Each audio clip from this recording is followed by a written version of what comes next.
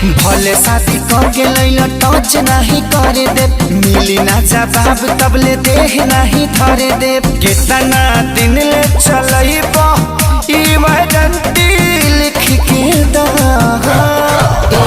कमर डैमेज नहीं करबई गारंटी लिख के दा, कमर डैमेज नहीं करबई गारंटी लिख के दा।